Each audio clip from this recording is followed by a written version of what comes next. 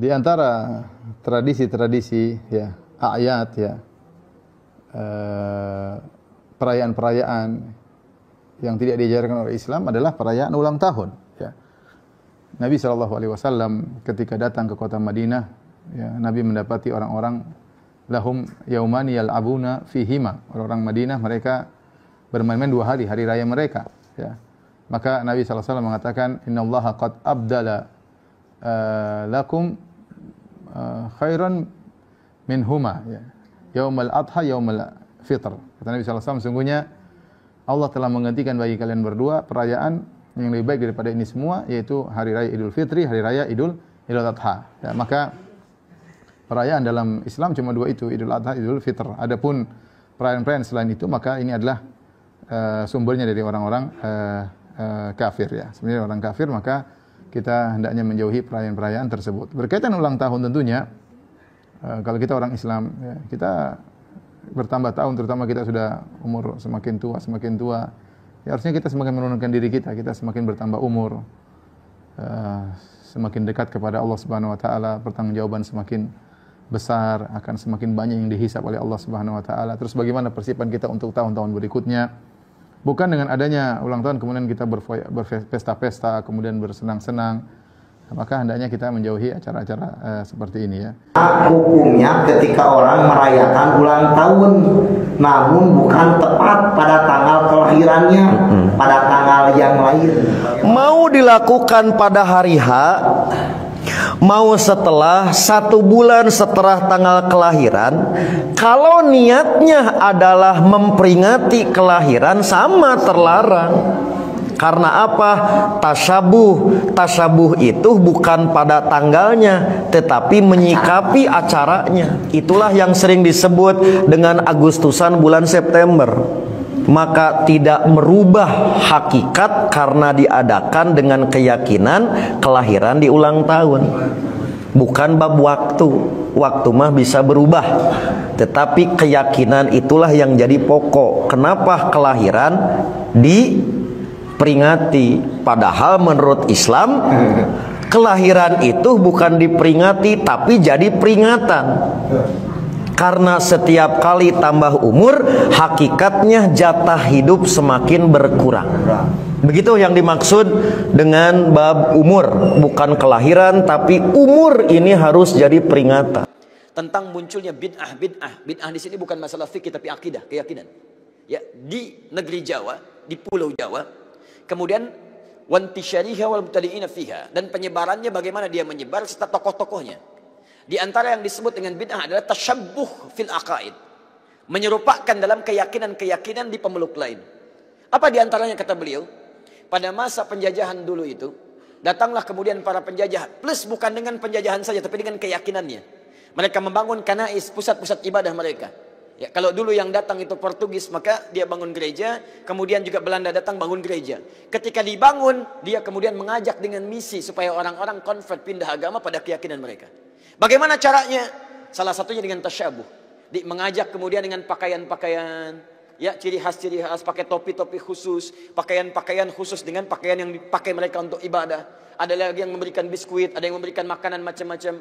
Kata beliau, memberikan fatwa pada saat itu, siapa yang bertasyabuh, mengenakan pakaian bizayyihim, pakaian-pakaian khas mereka.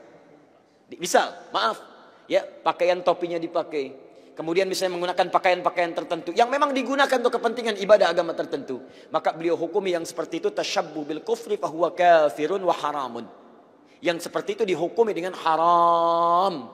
Tasyabbuh itu artinya menyerupakan dari perbuatan yang dengan perbuatan itu menunjukkan pola ibadah tertentu, pola keyakinan tertentu yang dilarang dalam Islam. Jelas? Ada orang beda kepercayaan dengan kita, dia mengenakan pakaian, tak ikuti pakaian itu disebut tasyabbuh yang dilarang.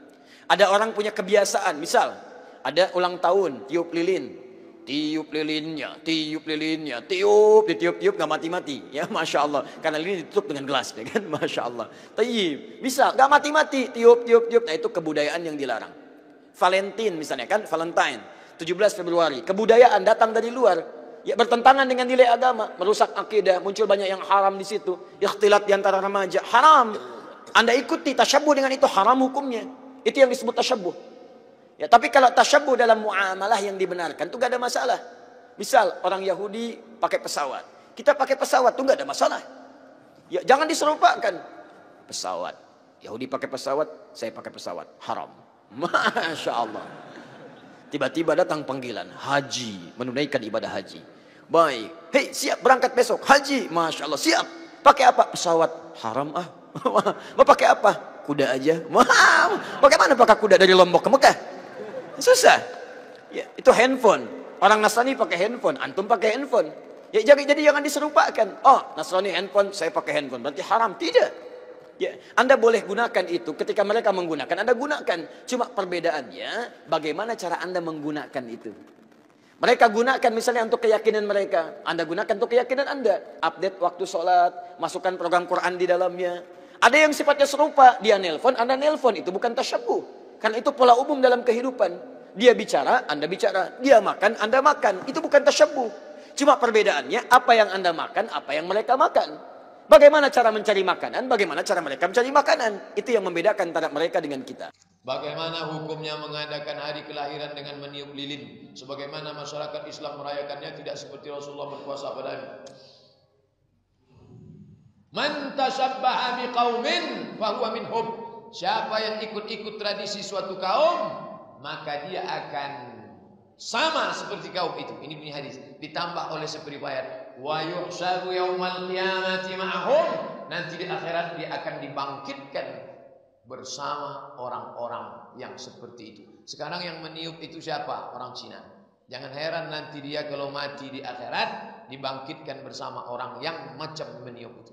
Nanti dibangkit dari kubur, tengok sebelah kanan Jackie Chan, tengok sebelah kiri Chow Yun Fat, tengok depan Jet Li. Kenapa aku sama mereka? Mana jamaah Masjid Nurul Islam? Karena kau mengikut tradisi mereka, maka kau pun dibangkitkan bersama mereka. Hati-hati.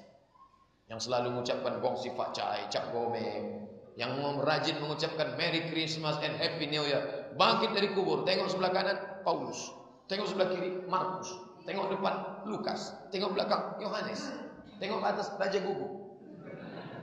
Jangan ikut tradisi. Tak boleh. Yang sudah pernah taubat berhenti. Jangan lagi. Anak-anak kasih nasihat. Tak ada yang bisa dirubah. Tak ada yang tak bisa berubah. Semua bisa berubah. Kasih tahu. Putar rekamannya. Itu guna mengaji. Mengaji itu gunanya merubah perilaku. Apa boleh buat? Kita pernah silap, kita pernah salah. Nabi Adam aja salah. La taqraba hadhihi syajarah. Jangan kau makan buah kuldi. Fa'akalahuma. Fa'azallahuma syaitan. Mereka digoda setan, dimakannya. Tapi setelah itu dia bertaubat. Rabbana zalamna anfusana wa illam taghfir lana wa tarhamna lanakunanna minal khasirin.